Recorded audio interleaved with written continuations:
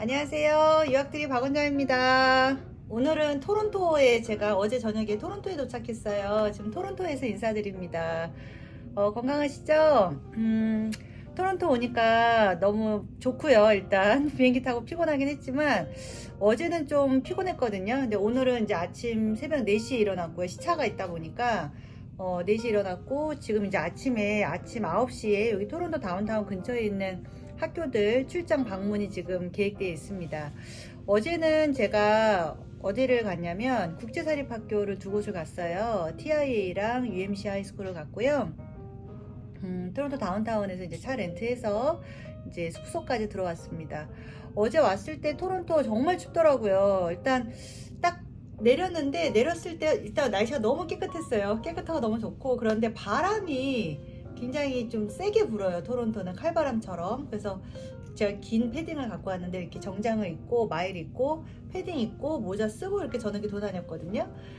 체감 온도는 영하 5도라고는 하는데 일단 바람이 부니까 혼자 밖에서 이렇게 가만히 서 있기는 좀 추운 날씨인데 이 나라 사람들은 날씨가 이제 익숙하다 보니까 저 모자 안 쓰고 다니는 사람도 많아요. 모자 안 쓰고 그냥 스케이트 타고 이렇게 하던데, 일단은 지금 오늘 토론토를 다운타운 좀 걸어다니면서 학교들을 가야 되는 거리에 있어서 토론토 다운타운 좀 위치를 좀 보여드리려고 합니다. 어제 그 국제사립고등학교를 가면서 느꼈던 거는 뭐냐면, 저희가 사실 유학 후 이민을 하면서 많은 분들이 제가 캐나다 전역을 많이 보내드리잖아요. 제가 가졌던 국제사립에 대한 이미지는 좀 공부 못하는 애들 가는 건가 이런 이미지가 있었는데, 그거는 일반인들이 생각하는 이미지잖아요. 저는 이제 그게 아니라는 걸 알고 있거든요. 이번에 정말 눈으로 보고 확실히 느꼈어요. 학생들 인터뷰도 많이 찍었는데요.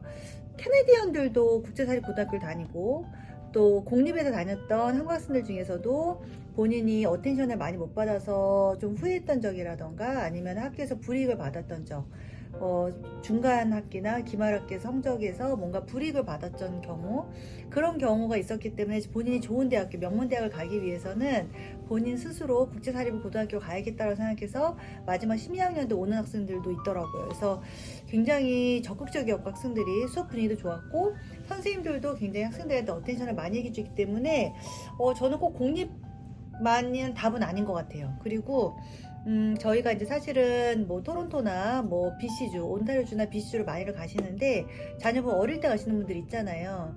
애가 고등학생이 돼서 영주권을 받고 이제 대학을 갈 때 좋은 대학을 가기 위해서 마지막 이제 12학년을 국제사립을 보내는 경우도 많이 있는 것 같아요. 그렇게 추천해드리고 있고, 제가 오늘 공유해드리고 싶은 내용은 어제 사실 공항에서 이렇게 전화 상담을 많이 받았는데 그 중에서 제가 오늘 여러분과 같이 이렇게 공유하면 좋겠다라는 하는 내용이 있어요. 일단 첫 번째는 제가 문의가 왔는데 학생분이 LMI 취업비자 들어보셨죠? 캐나다의 완전 중소도시에서 LMI 취업비자를 받고 있는데 요리 쪽으로 가셨나 봐요. 그랬는데 LMI 취업비자라는 거는 캐나다, 보통 이제 한국에서 캐나다를 갈 때 취업비자를 받아서 가는 방법이 제가 말씀드리는 것처럼 공립컬리지를 나오면 무조건 취업비자가 나오거든요. 이 공립컬리지를 가서 1년짜리를 나오면은 1년 취업비자가 나오고요. 2년짜리를 나오면은 3년 취업비자가 나오는 거예요. 이렇게 공립컬리지를 가셔서 나오는 취업비자는 오픈 취업비자거든요. 이건 평생 한 번 받는 거예요.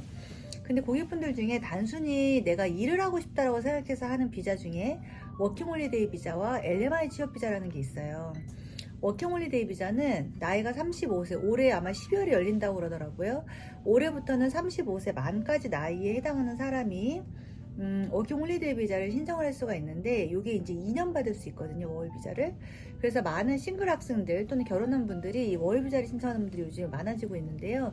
이 워홀 비자를 가지고 영주권을 하는 거는 제가 봤을 때 조금 리스크가 있어요. 왜냐면 저도 어제 유튜브에서 그 사례를 봤지만 좀 안타깝더라고요. 이제 제가 본 유튜브 사례는 본인이 5년 동안 돈을 벌어서 캐나다를 갔는데 밴쿠버를 먼저 간 거예요. 그래서 밴쿠버를 갔는데 그동안 모아둔 돈을 다 써버렸다, 이게 내용이에요. 그리고 월세도 너무 비싸고 생각했던 것보다 내가 영어가 안 되니까 알바도 못 구하더라, 이런 게 포인트예요. 그래서 제가 23일 만에 한국에 돌아올 거다라고 그거를 자랑이라고 해야 되나, 소개를 하거나 이렇게 쉐어를 하면서 다른 분들한테 알려주기 위해서 유튜브를 하는 걸 봤어요. 그래서 마음이 좀 안타깝더라고요. 그래서 좀 준비를 하고 갔으면 좋았을 텐데, 근데 저 같은 사실 사람은, 전문가는 수많은 사람들을 많이 만나고 학생들을 많이 케이스를 봤잖아요. 그래서 일반 한두 명이 성공한 케이스를 가지고 이걸 안정적으로 말씀드리는 거는 조금 무리가 있다고 보여져요.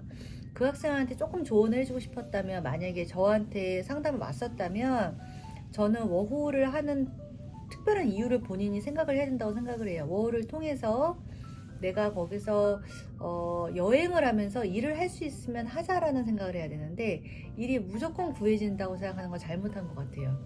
워홀 학생들이 워낙에 많고, 캐나다는 코업 비자 학생도 많고, 그리고 겨울은 또 비수기고, 또 영어를 못하면 또 쓰지 않아요. 모든 직종이 마찬가지잖아요. 그래서 워홀로 가더라도 자기가 영어를 준비를 하는 기간을, 연수 기간을 가져야 되는 거고, 또는 영어를 하면서 워홀 비자를 이용해서 일자리를 구해주는, 제가 말씀드렸잖아요. 캐나다는 코업 비자가 있다고요. 캐나다 코업 비자는 공부하고 일하는 거를 같이 학생 비자를 받아가는 거거든요. 그래서 제가 학생들을 상담할 때 워홀 비자를 정말 잘 아껴뒀다가 소중할 때 쓰라고 그래요. 어떤 경우에 쓰냐면, 예를 들어서 공립컬리지를 졸업을 해서 3년 취업 비자를 신청을, PCW 신청을 했는데 이 비자 기간에 본인 영주권이 안 나오는 경우, 안타까운 경우가 있어요. 많은 이유가 있겠죠. 갑자기 이민 정책이 바뀐다거나, 아니면 뭐 본인한테 맞는 이민법을 못 찾았다거나, 학생 개인마다 사정이 있거든요. 그랬을 때 그 PCW가 끝났을 때 본인이 워홀 비자를 안 썼으면 워홀 비자를 써서 그 비자를 연결할 수가 있어요. 굉장히 소중하거든요. 또는 여러분 중에 코업 비자 들어보셨잖아요. 공부하면서 일하는 비자가 있거든요. 어학연수처럼. 그런 일반 어학연수는 공부를 할 수 없기, 일을 할 수 없기 때문에 그때 이 코업 비자를 보통 1년짜리 또는 1년 반짜리, 2년짜리 저희가 코업 비자가 있는데요. 이 코업 비자를 끝나고 나서 워홀 비자를 연결할 수가 있어요. 그러면 굳이 LMI 취업 비자가 필요 없는 거죠. 아마 이런 얘기를 하면 이주공사나 이런 잡을 서칭해 주는 곳에서 저를 싫어하실 수도 있어요. 왜냐면 저는 사실은 고용주를 찾을 때 캐나다 가서 살아보면서 워킹홀리데이 비자를 하든, 학생 비자가 있던, 코업 비자가 있던, 어학연수 하면서 이 토론토에서 살아보면서 내가 고용주를, 친한 관계가 있는 사람을 우연히 내가 만났고 접목이 됐고 매칭이 됐고, 그분이 나를 취업을 해준다는 오퍼가 왔을 때 취업 비자를 해주는 게 상식적이라고 생각을 하거든요. 근데 이제 우리나라 분들 마음이 이제 불안하고 급하다 보니까 어떤 다른 쪽에서 취업을 시켜주라는 거를 매칭을 잡아버리는 거예요. 그래서 일정 수수료를 내고, 내가 워홀 비자도 안 되고 나이도 안 되다 보니까, 어린이들은 워홀 비자가 받아서 막 나가는데 나는 워홀 비자도 안 돼. 나는 자식도 있고 나는 한국에 돈도 많지 않아요. 그런 경우에 어떤 분들은 그 불안한 마음 때문에 워킹홀리데이 비자처럼 취업 비자를 주는 브로커를 찾아서 일정 비용을 돈을 지불을 하시고 한국에서 취업 비자를 받아가는 거를 굉장히 로또처럼 나 정말 잘했다 이렇게 자랑하시는 분들이 있어요. 근데 그분들의 삶을 보면 굉장히 좋지 않은 삶인 경우가 대부분이에요. 물론 잘 되는 경우도 일부분 있지만 대다수는 영어가 안 되고 기술이 없는데 그냥 이거를 매칭해서 나가시다 보니, 현지에서 제가 어제 전화를 공항에서 받은 사람처럼, 원장님 제가 LMI 받아서 캐나다에 있는 중소도시에 왔는데 사장님한테 잘렸다는 거예요. 그래서 마음이 안 좋아서, 아니 왜 취업비자를 받아가는데 왜 잘리셨어요? 그때 막 취업비자는 받아갔지만 이게 고용을 보장하는 건 아니거든요. 그렇기 때문에 이 사람들이 써보다가 일을 못하면 내보낼 수가 있는 거거든요. 그럼 그분의 LMI 취업비자는 끝나버리는 거예요. 그래서 이제라도 학생 비자를 할 수 있냐고 저한테 물어보시는데, 여기서 중요한 건 워홀 비자라던가 LMI, 워홀 비자는 좀 그래도 나아요. 워홀 비자를 갔다가 자기가 현지에서 아이 점수를 만들어서 그 다음에 학생 비자 하겠다는 거는 제가 해드릴 수가 있거든요. 근데 LMI 취업 비자를 클로즈드 워크 퍼밋을 했다가 이게 문제가 돼서 그 다음에 저한테 연락이 오시면 제가 학생 비자를 할 수가 없어요. 왜냐면 기록이 남아있기 때문에. 어제 전화 오신 분도 취업 비자를 4번이나 해본 기록이 떨어졌대요. 4번을 떨어졌대요. 이렇게 떨어진 기록이 있는 경우에는 다시 이 사람이 공부를 한다고 신청을 넣더라도 학생 비자 이민국에서 이 사람 비자를 붙일 확률은 굉장히 희박해요. 제가 그런 분을 비자를 예전에 맡아본 적이 있었지만 학생 비자 3번이나 떨어지고요. 진짜 어려워요. 그래서 여러분들이 처음에 캐나다를 갈 때 무조건 저는 학생 비자로 가시라고 추천을 해요. 학생 비자를 있으면서 캐나다에 있는 동안에도 워킹 홀리데이 비자 할 수 있어요. 꼭 한국에서 있는 동안 워홀 비자를 하는 게 아니고요. 캐나다에 있으면서 어학연수 하거나 컬리지를 다니거나 이렇게 학생 비자로 가서 있으면서 워킹 홀리데이 비자를 신청할 수가 있습니다. 그리고 요즘에는 주 신청자가 공부를 하고 그 다음에 배우자가 나가는 경우에 주 신청자의 어학연수 있는 동안은 본인의 배우자 취업 비자가 잘 안 나오잖아요. 그때 나이가 어린 그 영한 커플들 같은 경우에는 만으로 30세가 넘지 않은 분들은 이 워홀 비자를 그 배우자의 어학연수 기간 동안에 활용해 볼 수 있겠죠.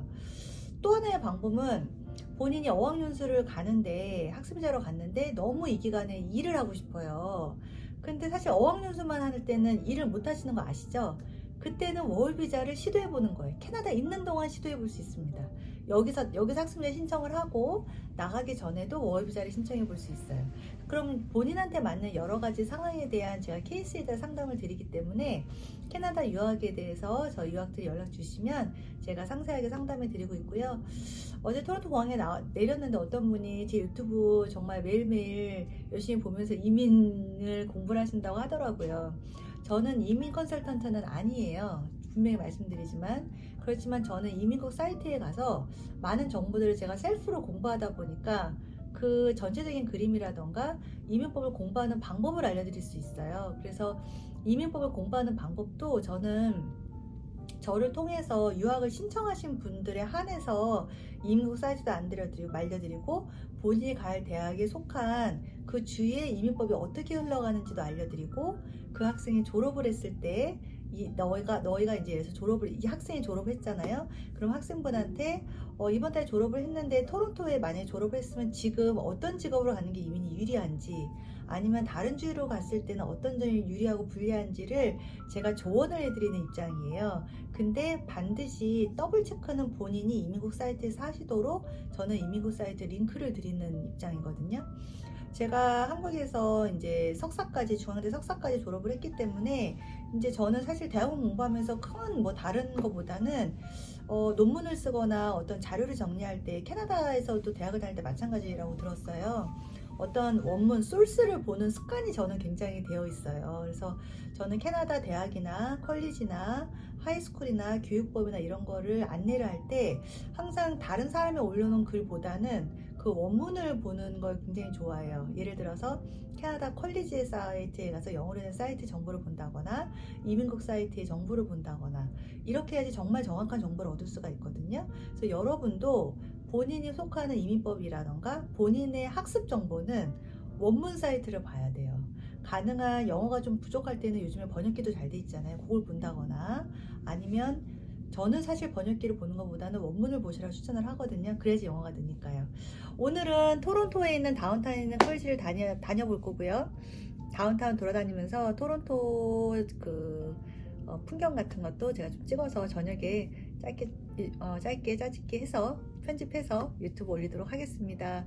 오늘 하루 감사하고요. 오늘 또 한국은 지금 밤 10시 정도 됐을 텐데 여기는 지금 아침 시작이에요. 좋은 하루 되세요. 감사합니다.